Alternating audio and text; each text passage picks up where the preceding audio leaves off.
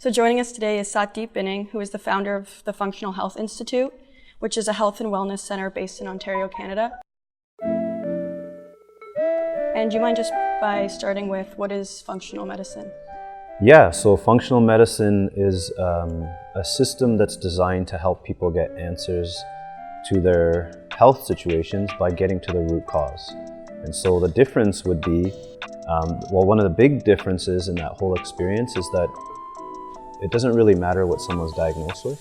What really matters is who the patient is. And so everything has to be personalized around that person.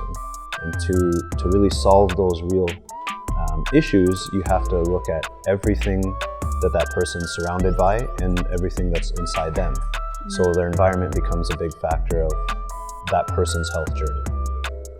And why would you say this is important to everyone, and why should people be investing in changing?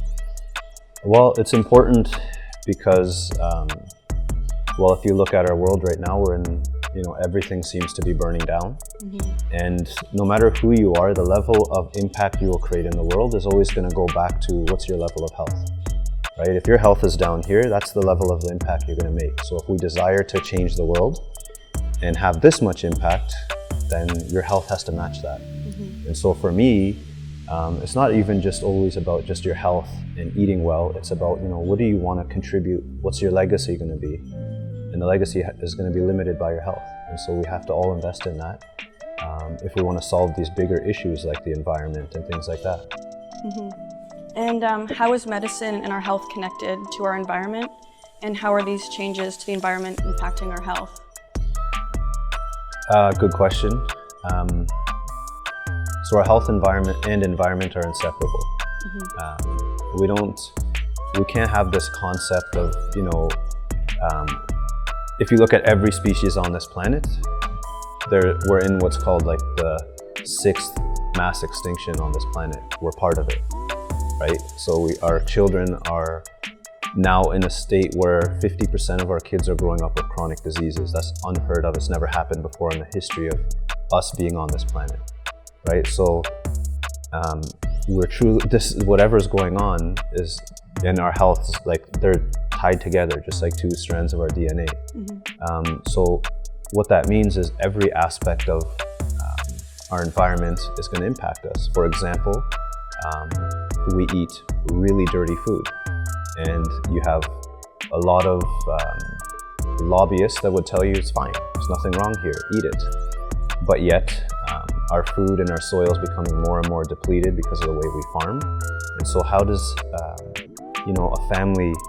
a young family, maybe first-time parents, when your food isn't even the same as it was 40 years ago, changing the food doesn't impact that anymore.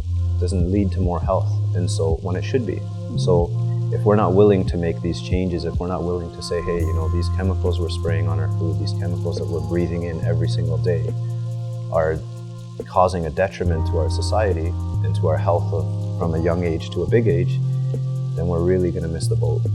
It's not going to be solved by, taking a drug to get rid of that chemical. It's too late, it's in you. Yeah. And what would you say to the average person trying to help them understand all of this?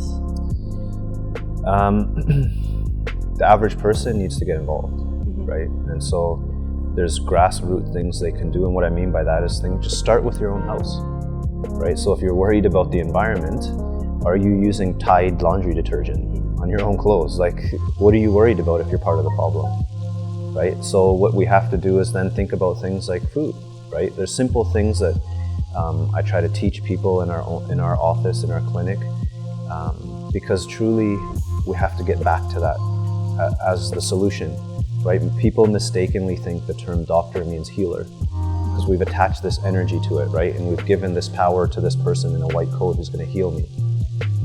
But in reality, if you go back to the meaning of the word doctor and where it comes from, it's Latin. The term is docere, which means to teach, right? And there's no teaching happening. And so what we're trying to do is really focus on how do we create the change by teaching people how to move the needle, right? And so, for example, there's a list called the Clean 15 Dirty Dozen.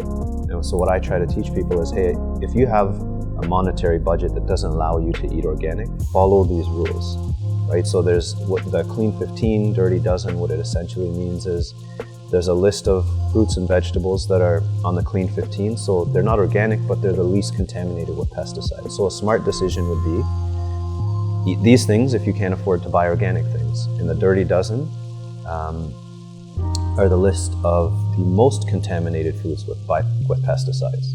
And so those are things you just don't eat, right? And if you can't buy them organic, avoid them. Just leave it off your grocery list. It's not going to harm you to not have strawberries, right? But focus on that Clean 15 list. So people can do it, and they typically will have the resources to do it. You just have to commit to those things. And but it comes from first having the knowledge, how to make a better choice, and that they're not getting anywhere.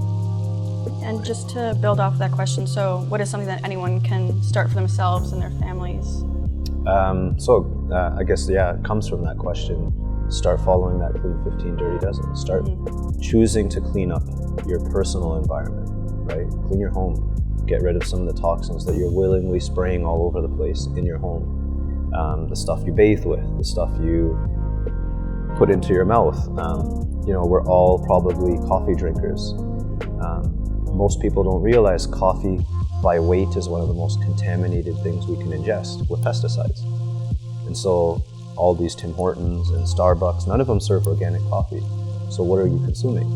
So make a change there, right? Because you're not going to get someone to quit drinking coffee, but say, hey, if you're going to drink it, make it cleaner. And that will it does make an impact. So start there. Yeah, it's a great place to start. Thank you very much for joining us today. You're welcome.